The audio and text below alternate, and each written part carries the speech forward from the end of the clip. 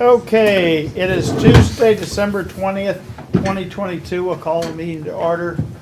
Please stand for the pledge. I pledge allegiance to the flag of the United States of America and to the republic for which it stands, one nation, under God, indivisible, with liberty and justice for all. Morning up. Okay. Any minutes and reports received and filed? Yes, we have the collector's November 2022 fees. Okay. Commissioner Committee Liaison Reports, upcoming meetings and events. Let's see, Eric, do we got Campo tomorrow? Yes. Okay. Didn't remember seeing a cancellation. Sometimes we don't have anything on the agenda this time of year. Christmas coming up. About all till next week. Good. I don't think I have anything other than social on my agenda, and you don't want to know about That's what I that. got. I got a lot of social stuff, but I have an award ceremony at the Ike Skelton Center today, so, and that's all I've got. Commission comments. Bids and contracts. Signing of agreement with Capital Region on the physical capacity profile testing. Okay, well, this is with Capital Region. This is the pre-employment physical, the PCP that we call it. And just a renewal. It is a 2-year renewal. We used to have a 5-year, but Sheila did talk to them and we got it down to a 2. There was some bumps in the road we've had in the last year getting tests done. So we feel like they've straightened that out to the most part. So that's what, that we're only wanting to do a 2-year at this point. But the fee is stable, there's been no No, increase since true. we started it several years ago. I'll offer a motion to sign the agreement for physical capacity profile testing with Capital Region Medical Center. Second. All in favor? Aye. Aye. Approval and signing of engineering services contract.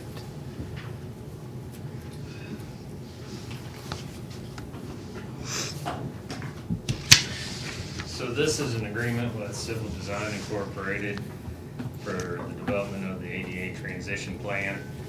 The total cost of this contract is $23,938.94. And this is in response to the Traffic Engineering Assistance Program grant that we received from MoDOT. The grant will pay for $12,000. CDI is actually a DBE firm out of St. Louis with an office in the area. The principal contact there is Dave Sylvester, and the program or project manager will actually be Dennis Heckman, both retired from MoDOT. So I'm asking for approval and signing of this agreement so we can start moving forward with our transition plan. Yep, I'm good.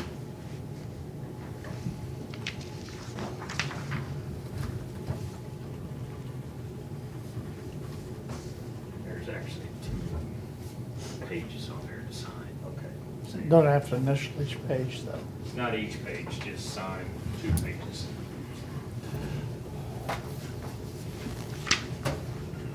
I'll offer a motion to approve and sign the engineering services contract for the project TEA P06A-ADA transition plan.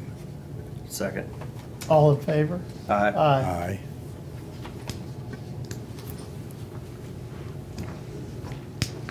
Okay.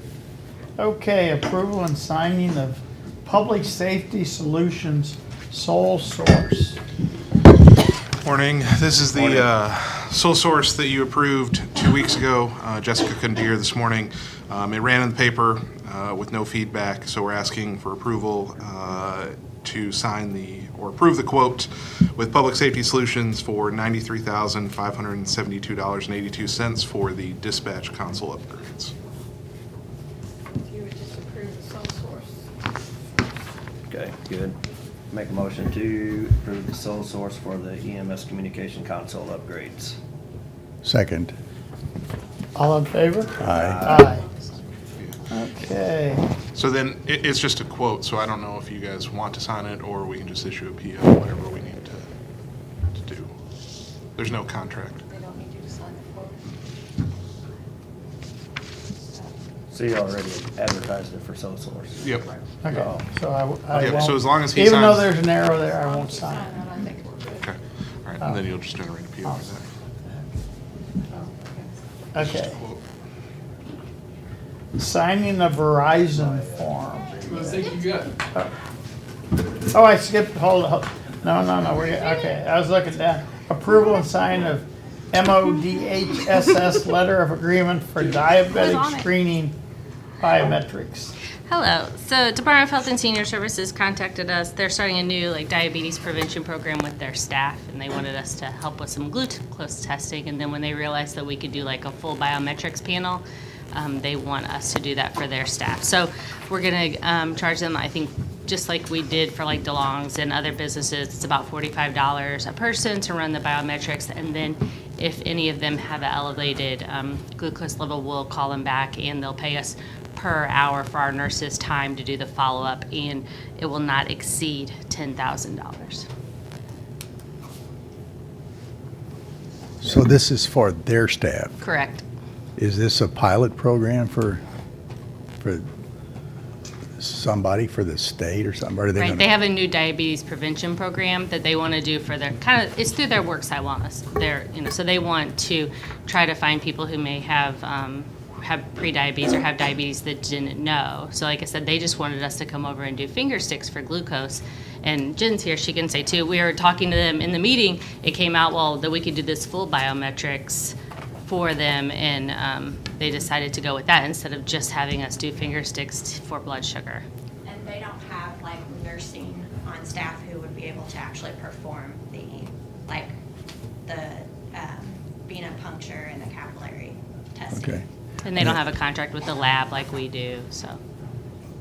I think it's a great idea, and I'm just thinking maybe ahead. Is the next part of state government they're located in Jefferson City to come and have us to do the same for their folks? And it'd be Well, great if they So do. we did it for our, Cole County staff a few years. We have already done that for DeLong's this year, and we did their flu shots in conjunction with it. So other entities can contact us to do this biometric screening if they want.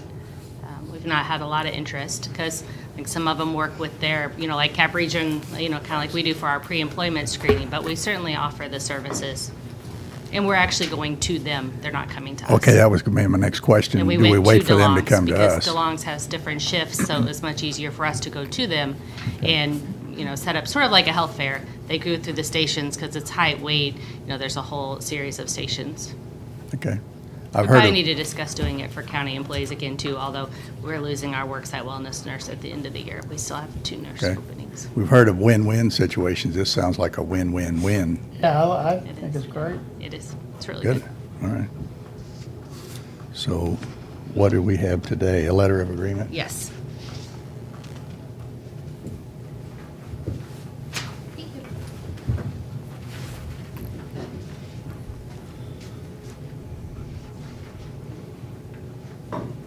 Okay, I make a motion to sign and approve the Mo DHSS letter of agreement for, is it the diabetic screenings, biometrics? Right, okay.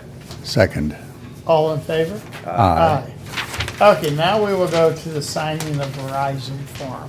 With the program that you guys approved earlier this year, we're putting Cradle points in each one of our vehicles. And by doing so, we have FirstNet SIM cards in there. Now we're going to put the Verizon cards in there too. The ambulances are running something similar to this. We made it better, of course, with our equipment. And so we're moving forward. So this is a contract with Verizon. Jill has looked at it and verified it's good to go to sign. We have the money in the budget to do so. And Brian's here to answer actual questions if you need technical, because that's all I know. He just knows mentioning your name gets it passed. It's Brian approved. What's significant about the June 11th, 2020 date in here? I don't know what you're talking about. Oh, that's the contract that they're using, the GSA multiple award contract. That's when it was approved. Okay, And that's the one we're utilizing. okay. That's D-Day plus 5. That's right. My curiosity was, why is it 2.5 years later? But it's just because it is, I guess, Yes, right? sir. Okay. I'll make a motion to sign the GSA multiple award schedule purchase. Second. All in favor? Aye. Aye. Also, you'll note that I have a sticky note for where you can sign, Sam, unlike other people that didn't do that for you. I'm just saying. I've got you guys. Okay, do we have any unfinished business? New business, accounts payable review. I'd ask for approval of accounts payable pending review. Motion to approve accounts payable pending review. Second. All in favor? Aye. Aye. Discussion of Pringer Family Center building project. I'll let you guys take over. Do you all want to take the presentation for the natural disaster so that we can do the building and then move into a closed? Sure, That's good. yes. Assessor's office to present natural disaster. Was contacted last week after the Tuesday meeting of another fire that needed prorated on Capitol Court.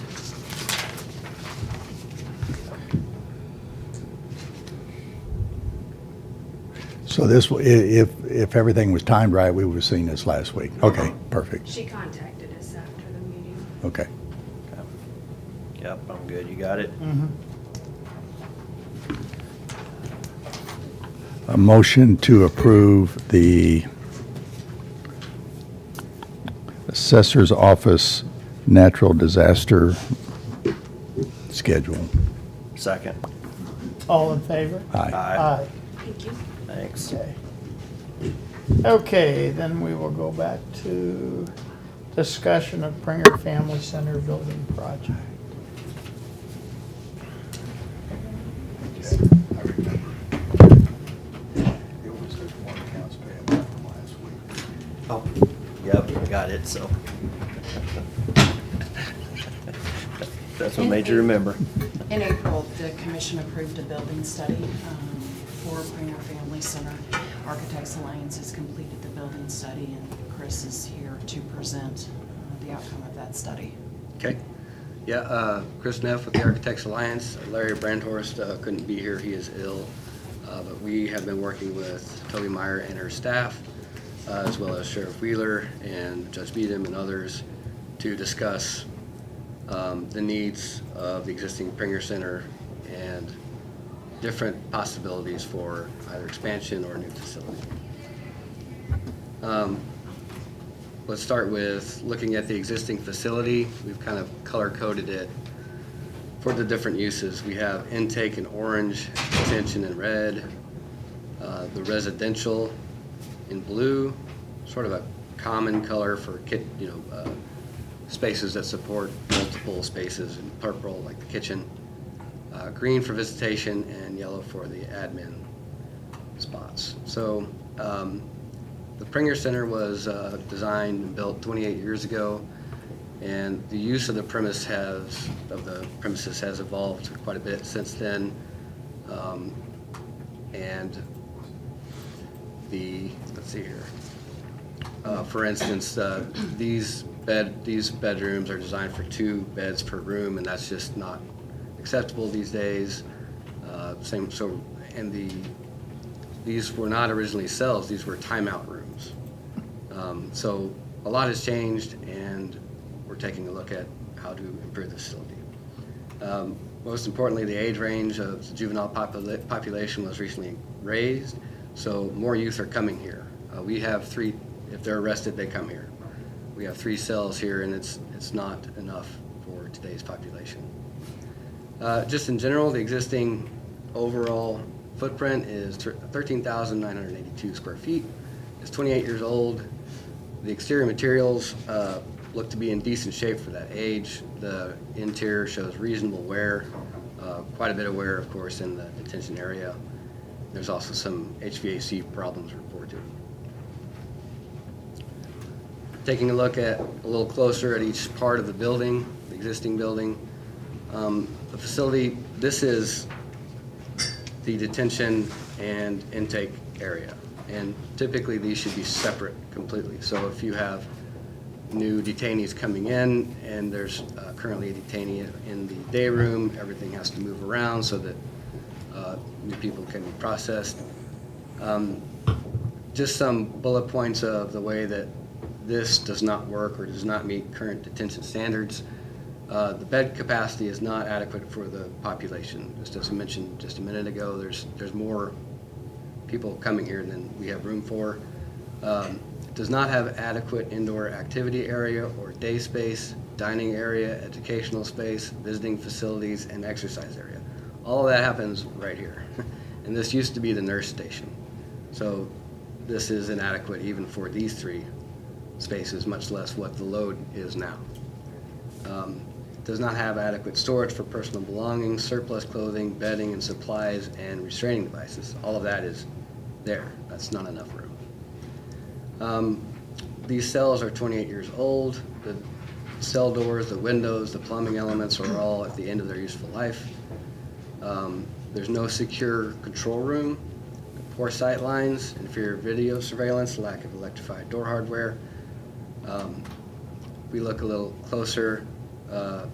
The daylight is critical for each of these cells, but these windows have been breached in the past. This is the existing plumbing. It's very cumbersome if inmates cause problems with their plumbing fixtures in their cells. This interview holding room is supposed to be an interview room. It's used as a holding room also, and drywall and drop ceiling does not work for a holding room. So this room is getting beat up quite a bit. And then also we should mention there's no part of what is required is an outdoor exercise area. There's no secure path. Down here you can see there's a fenced in area, and that is where there's some outdoor exercise, but there's no secure path. It's a risk every time a detainee is taken to that space. There's also, going too fast, no visitation space. The intake area, like I said, is overlaid in the detention area, and no dedicated visitation space. A quick look at the residential side. We'll come back to this, but long story short, this layout works well for Cole County. What we have is two wings. It can be male or female, it can switch who's in what side. Again, these rooms are too big for the population that we need, so that could be used, that space could be used more efficiently. But we like that there's a center control point here that can see all the way down that hallway, all the way down that hallway. And then also, there's two separate living spaces. And so different groups are separated by space and not by walls. If there's walls, there's places to hide. The person who's looking over the area has to move a lot to see what's going on. So we found through this study that this works well. It's divided by a central dining or classroom space in the middle. Currently, there's a separate dining space kind of over here that's kind of getting outside of the view of that control person, so that could be improved. These are pictures showing that view kind of down each hallway and then that central space. There's no gym activity area for either the residential or the detention side. There's just this space here, which is hardly like any kind of you can't play basketball there, you can't do much of it all right there. Closer look at the admin area. Some of these offices are pretty big. If we took that same square footage, we could get extra offices. We could use this more efficiently. You see in the yellow here, we have offices that are remote from the rest of the admin group. And in the hallway, we have a copy room and a break room all kind of smashed into this hallway right here. So that's right here. This could obviously improve. We visited Bruce Normile Juvenile Justice Center in Kirksville, Adair County. And this facility is the most similar to the way Cole County uses their facility, so this was a great case study. We'll mainly focus on the detention side. The residential side is what we learned from that is it's not quite what we would use here in Cole County. This is a 2-story space with a balcony, and everybody's all mixed together, and so that's a little different. In the detention area, though, we have what looks a lot more like a contemporary detention area. There's a central fishbowl.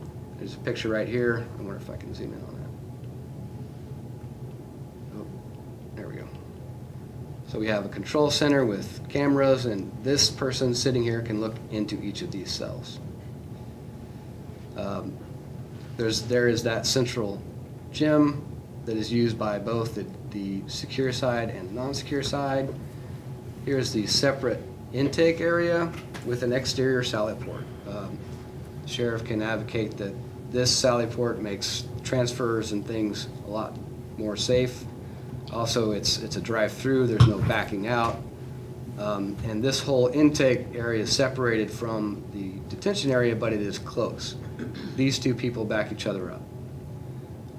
We have 2 holding rooms and interview room and medical room and storage space.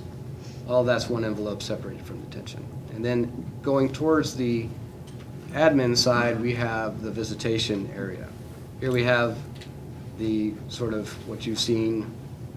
Typically you have rooms separated by glass with a table and a phone that you can have non-contact visitation in these spaces. So that's where that secure line is right there.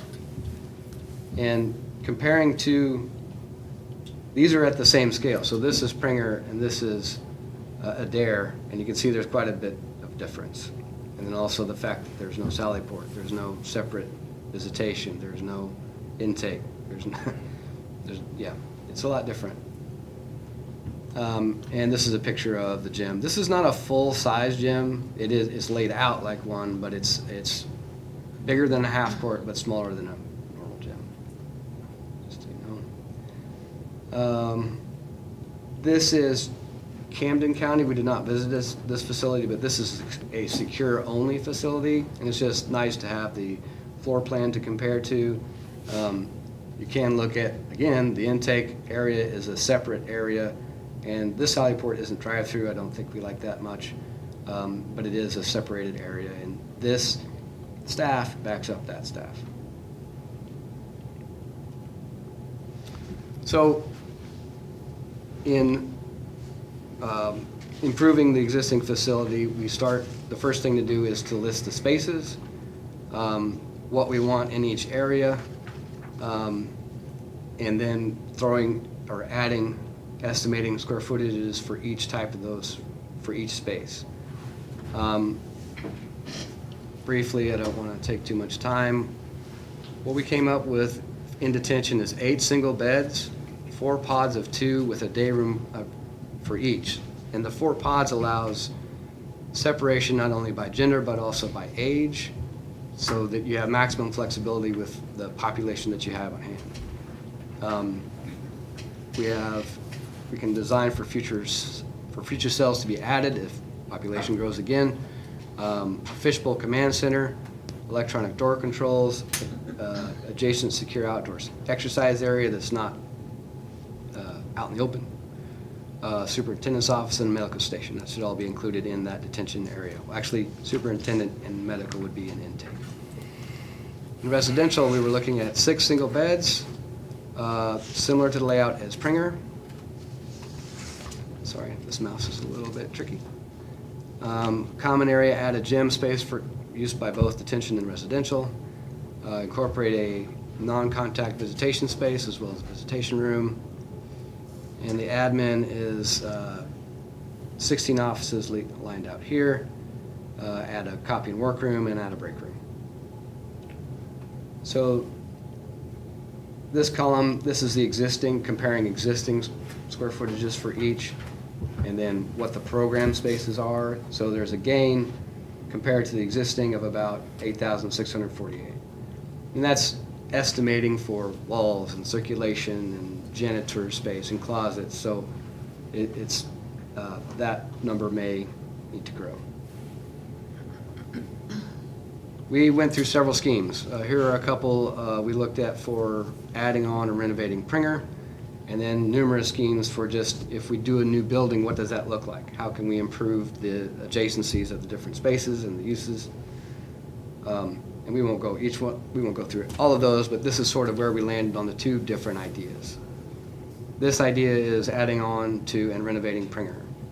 Same color coding and largely the same layout, but for residential, we've reduced those to 1 bedrooms, but kept the same walls there. We basically made them shorter, made them still their adequate square footage, but we don't have to change where the windows are if we keep those walls where they are. So we've reduced the residential square footage, but kept the same layout. Admin has been reconfigured to incorporate all the offices that are needed. We now have a visitation space that, adjacent to the admin space. This is a little unfortunate. We have the kitchen is only accessed through that same hallway. So ideally that would have a separate entrance. We have a new intake area. The Sally Port is added into the grass area, so no parking is affected by the adding of the Sally Port. We have that same non-contact visitation, an interviewing room, and an observation room, similar to a DARE. We have 2 holding cells, storage, laundry, dress-out office. And then we get down to the detention. So this part is adding on. The existing building is right here. And all of this is added on. This is getting closer to that creek area. So there's obvious concerns. We would have to take a look at soils and that sort of thing. But this is possible. This is that fishbowl layout. We have a central control person. We have day rooms. We have 4 pods, 2 per pod. These are bigger in allowing for future cells to be added. So this would be 4 cells per this pod in the future, and just 2 there. Other ways to lay this out. These are showers. We've added a gym here. This could be completely enclosed hallway to have access from either side of the residential, and then there'd be obvious control point here, and then access from the secure side, and then a secure outdoor exercise element there.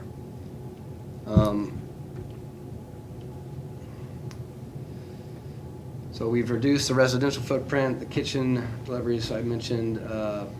One thing to note is these starred positions, these are full-time staff, and the farther apart they are, the harder it is for them to back each other up. So that's not ideal in this layout. It should be noted that if this is redesigned as a detention facility, there may need rezoning required, or how this is zoned right now. The big problem with this scheme is that at some point you would need to vacate the facility, and so you could build all of this addition items, and then at some point you have to close down and find other places for detainees. And I think currently Cole County is already outsourcing rooms because they don't have enough room as it is. It's hard to put a number on what would it cost to house all these functions elsewhere. We're not sure. We've thrown a number at it, but we're not sure what that is really. And I think that's the big problem with this scheme. That's the big unknown. And then this is a brand new building scheme. It's just a preliminary look at, there's no site selected for this. It's just an idea. Can we improve what we couldn't improve by renovating Pringer? And the main drive of this is getting these 3 support points closer and still having the correct, flow. Like you need to go from detention to intake to visitation to admin. That has to happen. Ideally, this shared space is in between the residential and the secure side. And the kitchen serves both. So this really compacts everything, and just to see what it might look like. What's square footage on that? The square footage on this one is 23,934. And I see places that could improve. This is not a final brand-new building design. And it, you know, that would depend on the next phase. If you start, you would need to adapt it to a site, you would need to make decisions on what the HVAC is, you know, there's a lot of decisions to hone in on what the final square footage would be and cost.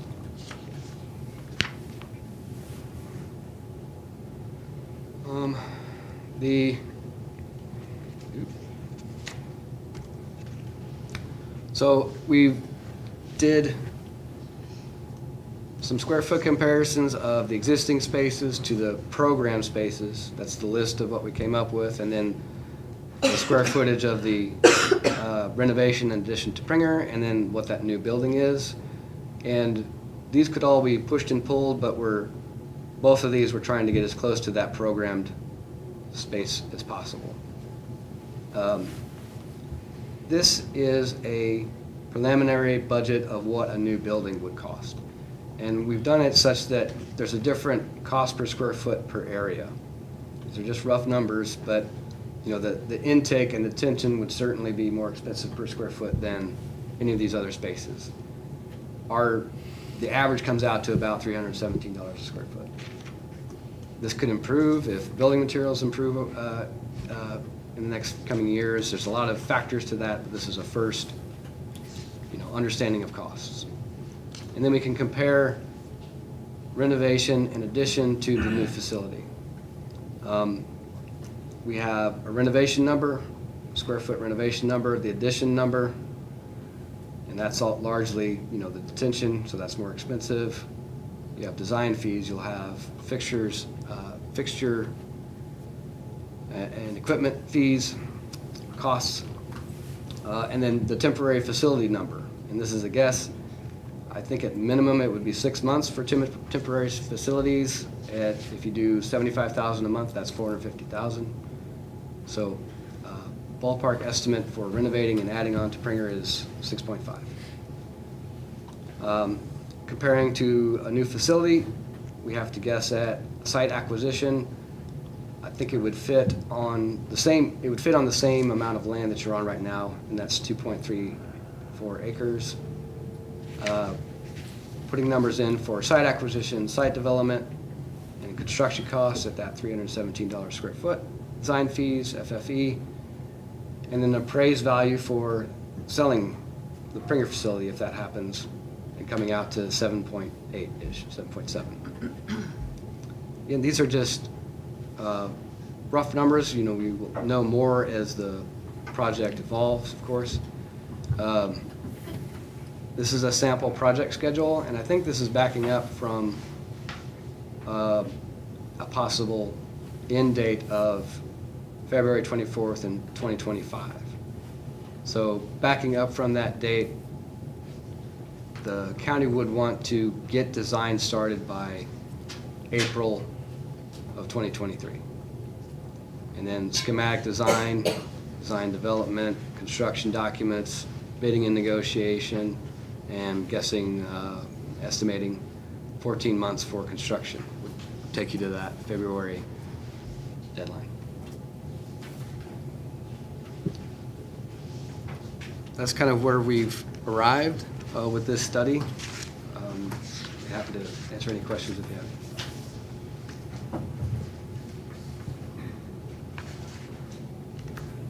I'm going to talk just a little bit about the numbers that we have. Since the age was raised, since raised, the HR referrals have increased by 45%. We were at 375 referrals, and prior to raise the age January 1 to June 30th of 2021, we're now at 541 from July 1 to December 20th. So we've come up 45%. We've increased the number of high-risk youth being held. Our delinquency referrals by charge doubled from 2020 to 2022. We've had an increase in intakes. 2020, we had 89 secure intakes. In 2021, we had 140 secure intakes.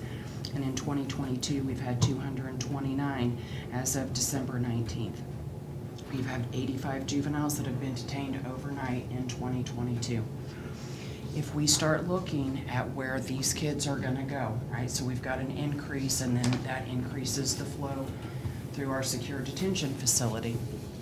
We have to start looking at where these kids are gonna go. There aren't facilities around the state. I invited Marshall Hazelhorst here today. She's the director of Missouri Juvenile Justice Association.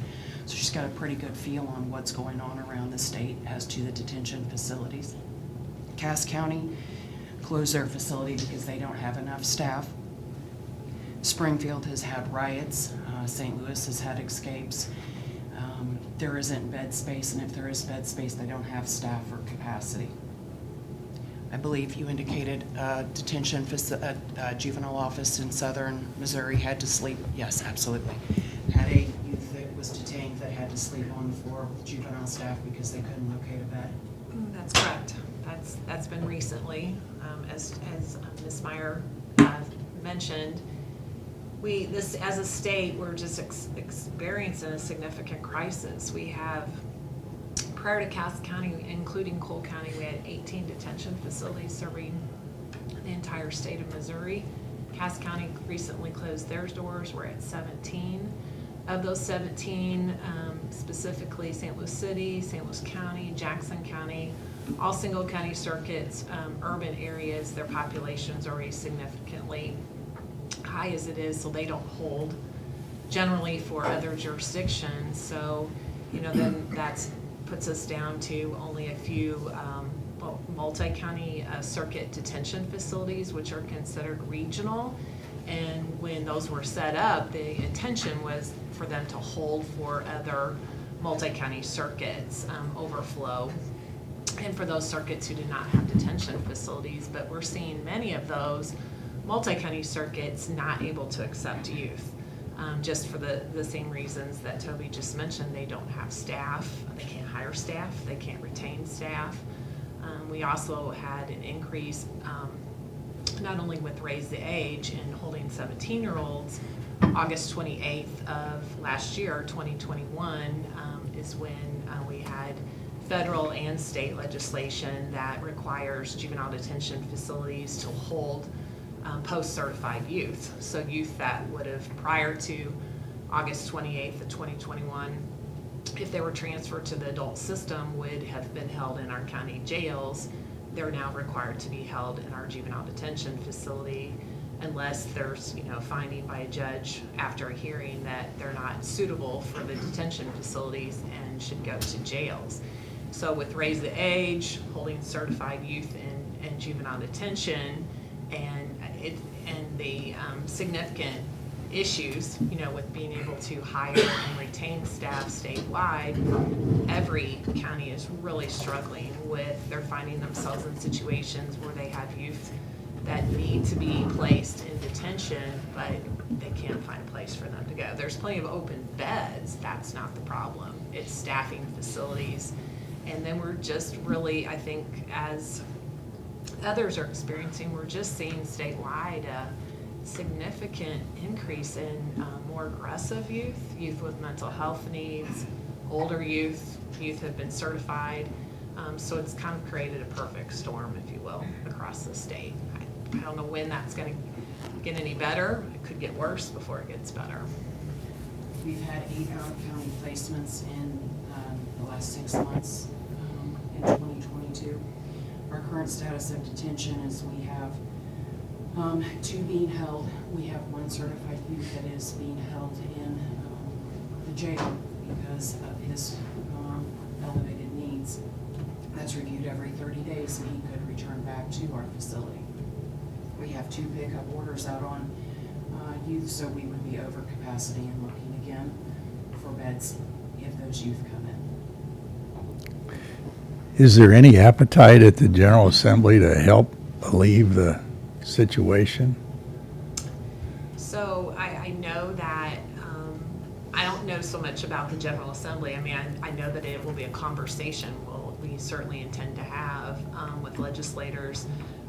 But I know that under the judiciary, the Circuit Court Budget Committee is looking at some things that could be done at the state level to alleviate some of these issues that the multi-county circuit juvenile detention facilities are experiencing. Now, those are all county-owned detention facilities, so the county does have costs around the operation of those detention facilities, but the staff are state-paid staff in the multi-county detention facilities. So the Circuit Court Budget Committee is, I understand, looking at things such as increasing a shift differential, adding a shift differential pay, as well as potentially hiring some additional staff to help with security in the detention facilities because of the nature of some of the kids that they're seeing in the facilities. But when that'll happen, I could not tell you when, but I know that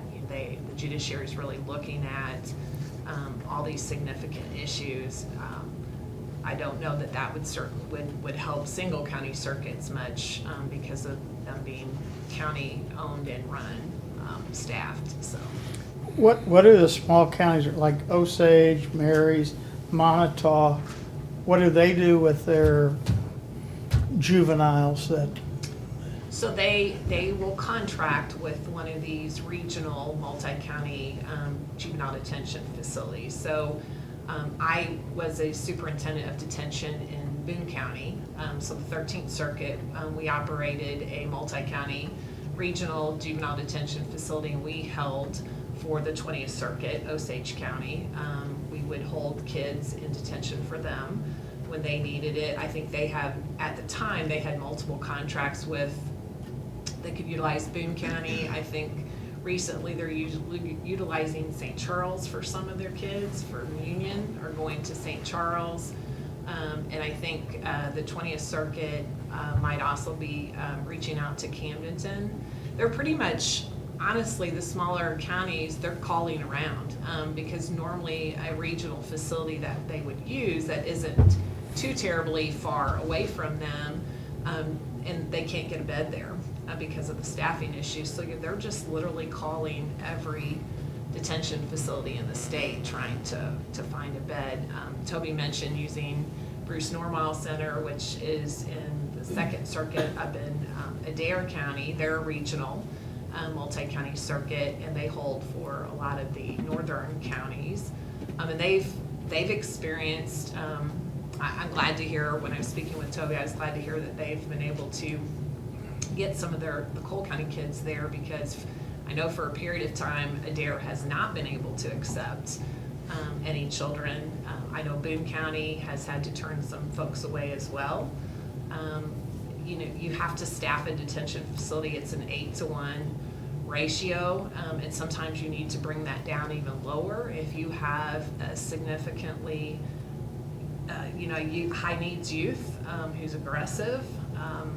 The detention facilities have to, unfortunately, have less children so that they can manage one that's more difficult to handle. So it presents some real challenges. And when these high-risk, high-need youth present, if we need to place them outside of our county, it's extremely difficult to get anybody to take them. We've, on 2 occasions, had everybody decline to take because our need is so elevated. What would happen if we had a new facility and we had space and we housed from adjoining county or something because they didn't, and then all of a sudden we have a mini riot of our own within intake there? Would we tell that other adjoining county, sorry, we did take yours, but now we're giving you back because we're filling it up with our own? So we How does that have work? Contracts with other counties, but if that was written into the contract, then yeah, we would expect them to come and retrieve their youth. Okay. Having run a regional detention facility, we had situations, we try not to do it very often, because once you accept a youth from another county, you want to work with them and do everything you can to help them, because that's part of why you're a regional detention facility. But you may have to call them and say, we've had a situation and you're going to have to find another placement. but you'll work with them the best you can. As a detention superintendent, I've called other detention facilities to try to get, a young person moved for them. And unfortunately too, we're seeing some of the post-certified youth who, because they're now in the adult system moves much slower than the juvenile court system does. So their cases take longer, and they're often in detention for murder, serious felony assault behavior that they've been transferred for. So their cases take much longer. So they tend to stay in the juvenile detention facilities, and that takes up a bed. So they stay longer, but I know of some facilities that have had kids, they're so high needs, high risk that they can't manage them, and they've had to ask the county to pick them back up. And in some cases, that's where they've had to appear in front of the judge and ask for that young person to be transferred to the jail who might be better equipped to handle some of those kids. But, the idea is to try to keep all those kids in juvenile detention when possible. We do hold DYS youth that are Cole County kids. We have a grant fund, we're grant funded through them, so we do hold their kids. And if we've had to ask them to come pick up their kid, we work with the other counties to see if there's a different bed when we're full, but we're holding the DYS kid. And we start looking at transporting to the other facilities. Probably a month or so ago, they called and said that their facility was full and they were having behavior issues, so they put a kid back into our facility. So we work with the other counties, with the other agencies to try and manage the level and volume of kids that are in the system right now.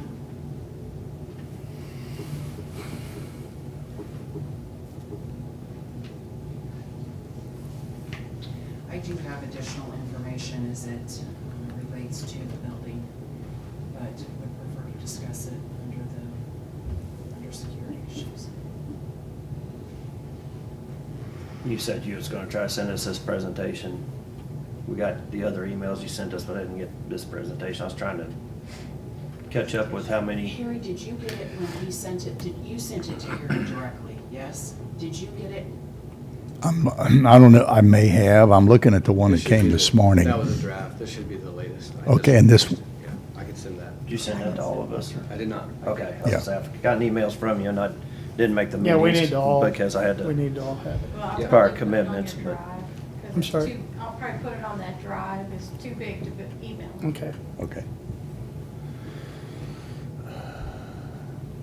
we've had some big emails before. We can't put this on a PDF or something? Toby tried to send it to Or me zip this it morning and it didn't. or something? Tried to send it I- twice and it didn't. I've fixed that. I've saved it down. Okay, You should- so I should be able to send it we to should you. be able to do a zip file or something, so. What's the graph? It's only 4 meg. So how would we address being able to staff it? What all would that increase? Do you know right offhand, Toby? Because I know when we went from the old jail to the new jail, it was substantial.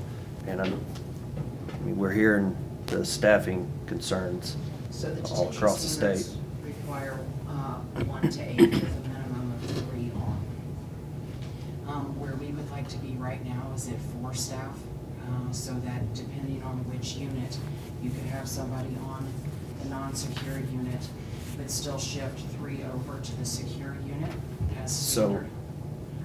at a new facility, you would prefer to be at 4, and we're at what now? With the staff that we just added, if we Right. can fill the spots, it would be at 4 on every shift. Okay, so we'd be able to do it with existing staffing, is what I'm hearing? We currently have 6 positions open, so if we can Okay, be with full if staff- they were all filled, Yes. okay. Then would that be if we accept youth from other districts or wherever as well, and, I believe the other counties charge around $65 a day to hold out of county youth. yeah, that's about what it was on your other form that you sent, is anywhere from 55 and 65, I think.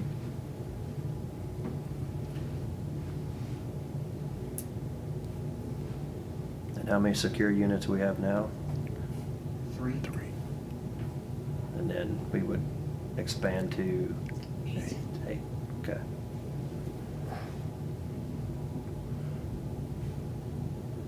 if it's some future date, if we need to expand even more, are we able to do that with the new design? The new, yeah, I mean, the more we know as, you know, as you enter the next phase of designing the building, if you get numbers on, we want to, in the future, add 4 or 8, or, you know, decide on that, that's the best way. You sort of penciled in potentially 4 more, Yeah. right? Yeah. To fill in that crescent shape. Beyond that, it would be difficult for that same rating, but if you say we want to be able to add on 8 easily in the future, we change the design. Well, sign of the times, I don't think their numbers are gonna go down. Sure. So, say, look ahead, we'll be, I won't be here, but somewhere down the road, who knows what we'll need. The clock is ticking, and you used an April 23 date as sort of the first milepost. Could you repeat what you said about that? Yeah, just backing up, now, Toby, remind me, what, was that for the ARPA? There's a completion date with that, and we were backing up from that date. So that Oh, I see. February 24th, 2025 is the completion date that we're backing up from the schedule. And the money has to be encumbered by January 1 of '24. Yes. We have to have it encumbered by the end of '24. So It's- we have it's- to have contracts, let things done, we have to have it completed by '26. So I guess Harry's asking, is that doable? Well, I think your timetable might be quicker than ARPA requires. In other words, if we have to be moved in and occupying by the end of '26 with all bills encumbered or by the end of '24. Yeah. So, For us, the magic, we start with the end date and the backup, and Right. and it's looking like, it's still kind of an aggressive schedule, but if we get started in April, or Okay. whoever is designing, get started in April, I think that's a comfortable schedule to get a quality facility designed and built. Probably the two different options, acquiring other land somewhere versus expanding onto the building that's existing would change that timeline, I'm sure, Yes. depending on which option you pick.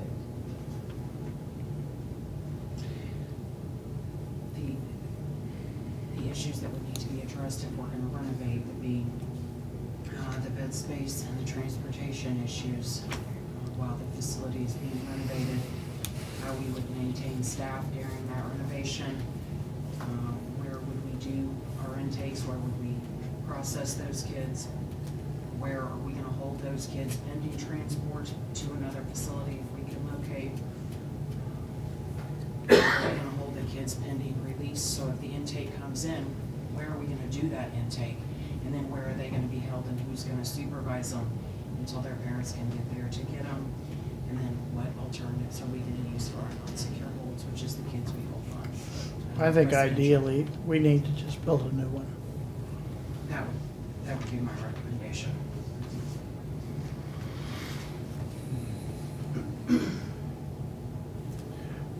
you built a number into the sale of the issue. What'd you ballpark that at? Yeah, 1.3 right here. 1.4. That's it, $100 a square foot.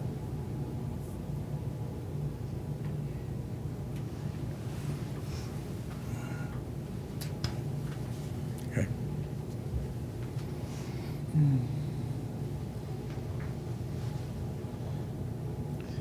The number, the tall number, and I know it's an estimate, was 7 point something for Yeah, the 7 new. point- Right up there, 7.7. Is that a little lower than what we'd been chatting Yeah, about earlier? Yeah, since we discussed it before, I've been poring over these, trying to make it, I don't, you don't want to be inflated, you don't want to be under, so I'm constantly looking at these numbers. Right now, it's looking, I think 7.7 is a decent budget estimate, but that's without knowing about site, that's without Sure. knowing much at all, really. The appraisal of the existing facility, I'm not sure what that would, I mean, that's a unique building, it'd be hard to sell. Sure. The only thing I could say to that is it looks good on the exterior. I think, and the site is laid out fairly well for just about any type of use. I think it's saleable, but yeah, I don't have. And that 7.7 is, has a negative 1.3. Yes. I mean, cost reduction for selling the old. Yes. We got it. So Yep. it's really 9, Yes. less 1.3. Is that right? The construction cost up there is 7.1. Okay. But adding site and site development, design fees, FF&E, yeah, it would be 9. Yeah. Without sale of Ringer.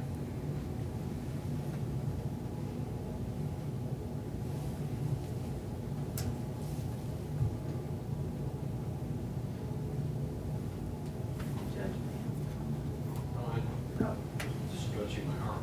Oh. Yeah, I was thinking, what could you do with this building? You could make a residential, like an adult residential facility. I mean, I don't think it's, there's always, but that's the wild card, is what you do with it. But it is sort of set up for that part.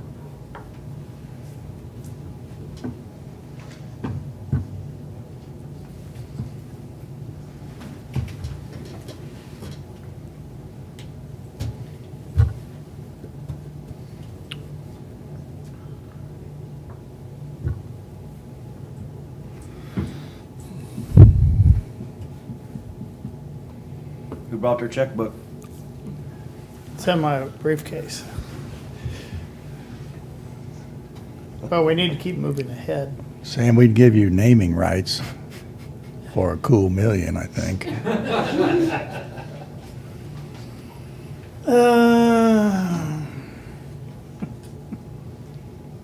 as far as site locations, if the new building was, you're just saying a 2.8 acreage, is that what you're saying? Yeah, that's what's, the existing one is on, so it's just starting there. I think that's plenty for this building, but really, if it's an odd-shaped site with that, you know, you just don't know until you start looking. There may be portions of the site that aren't buildable, you know, for sediment or something like that. But even down to 2 acres, 1.8, I think is valid for taking a look at it. We could do a quick study, see if, if there's any history on that site. A lot of, people we work with already know about a lot of the sites in town. Give a quick understanding. But I think, yeah, that's what's before you, is deciding whether it's new or renovation. Sounds like new, and then where are you gonna build it? That's the focus.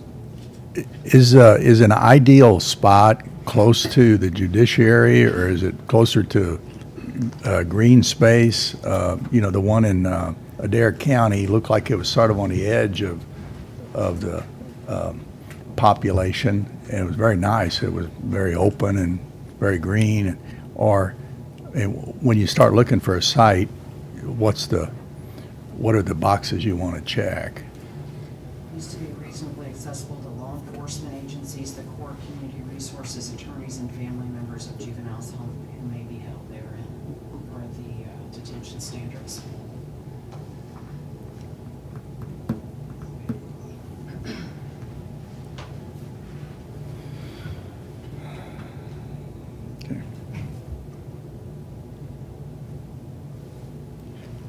I have more questions, but I can't think of them now.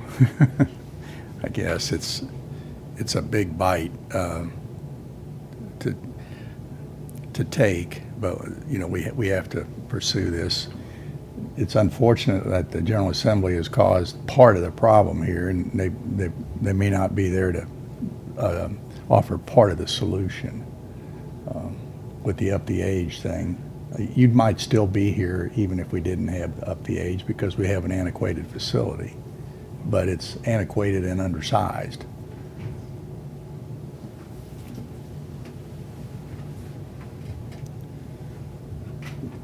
Is that fair to say, Your Honor? Yeah, I mean, I think that, the raise the age thing, I think only amplifies it.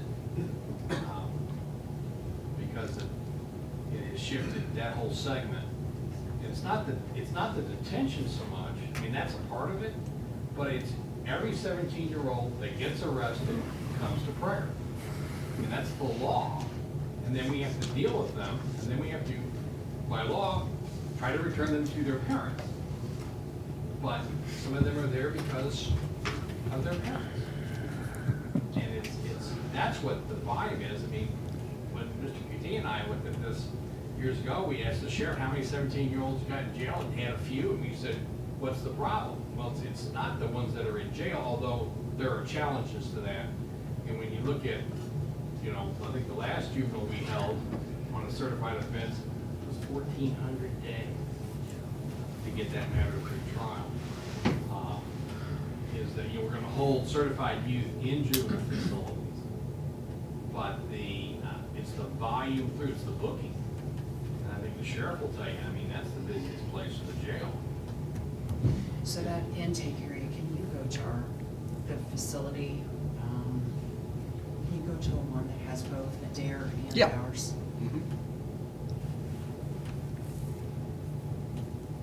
So that facility's 28 years old, you said, right? Yep. Was that built, So. or was that renovated? It was It was built. It was the old one. Built just like that, Yep. and it made it 28 years, and now it's antiquated. That was designed as, those were timeout cells. It was a different time. So it was largely about the residential side, and that was just an ancillary part of it. And now the focus seems to be, because of these large numbers, is the detention side.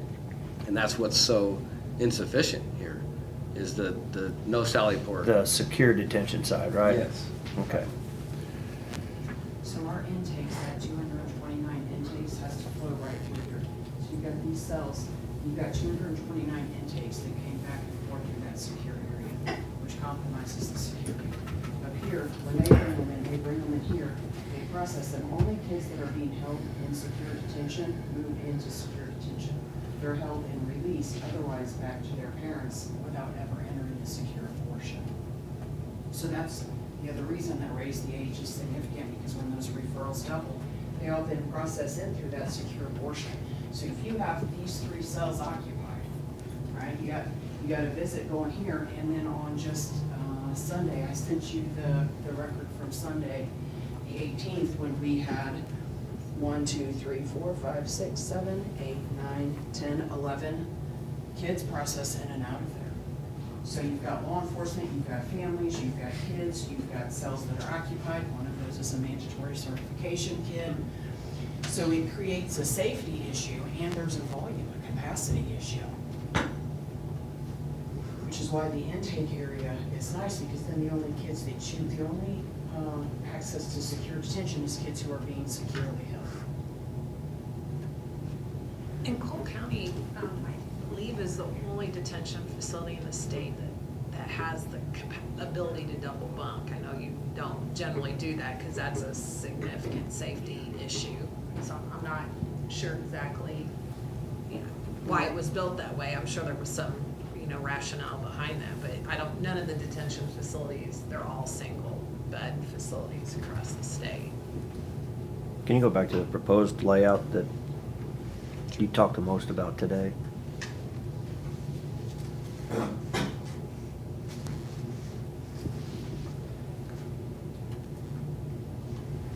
So this here would be the intake. You have your drive-through south of Port, and you have your intake. So they would go to holding and could be released back out, or they go, they're authorized for secure detention. They process in, and that's held over here. So you don't have contraband that can come in and some of those other things that I don't want to get into this discussion, but this is secure. This is a holding area, and then you've got your visitation.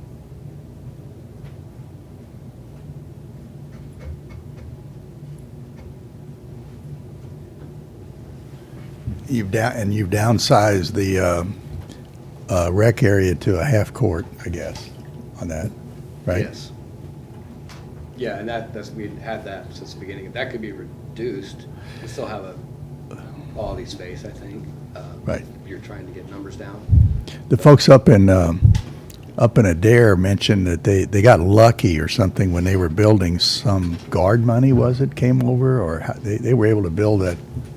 I don't remember exactly how they got the funds. I mean, I was envious of having been a detention superintendent. The facilities that have an indoor rec like that with the gym are just tremendous. I can't even articulate how beneficial that is to the kids. And I actually think at Dare, they have the capacity to let some community teams come in and play volleyball because they have a separate entrance. And I know years ago, they were allowing some community partners to utilize the gym space, the indoor gym space when they weren't using it, but it's very beneficial. That indoor space is required by detention standards as well. 100 square feet per youth held. 100? 100 square feet per youth. Okay. And then the outdoor space is also required by detention standards.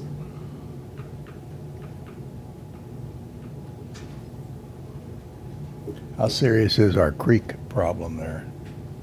I would like to be able to answer that with a little bit of investigation. I won't know until someone bores it or something to make sure there isn't a sediment problem. That could just be a large footing that we do. I don't know. It's just worth mentioning that with we're getting kind of in a danger zone there. Okay.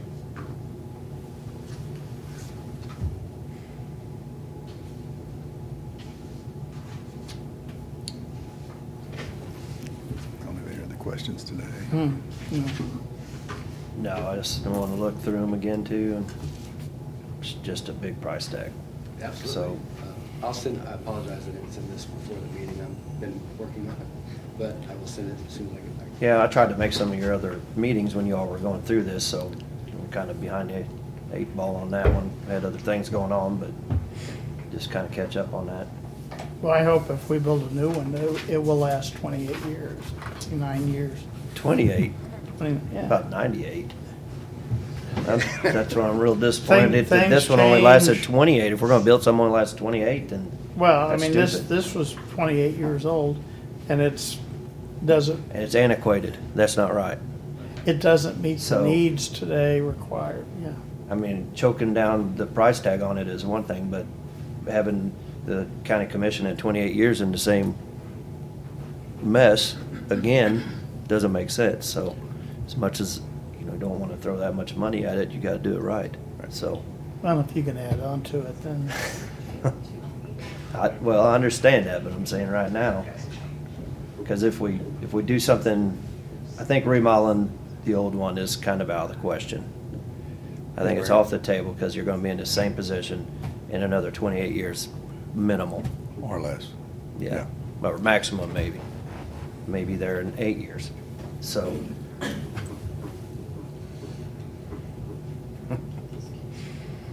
Get some shovels and see if we can dig some money up somewhere. Metal detectors and see if we can find some gold. We got some in the ARPA, but that's still not all of it. Right. or if you make that gym a safe room, there's federal money for that.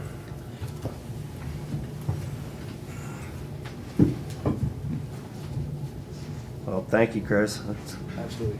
a lot of information for us to chew on. Sure. Okay.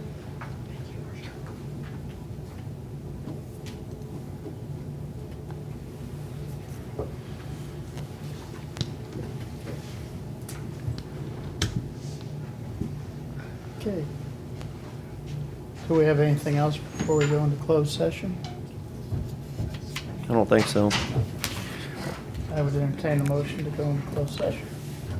Pursuant to, I have a motion here, pursuant to section 610.021 of the revised statutes of Missouri, the commission will go into closed session to discuss the following: existing or proposed security systems under 610.021 subsection 19.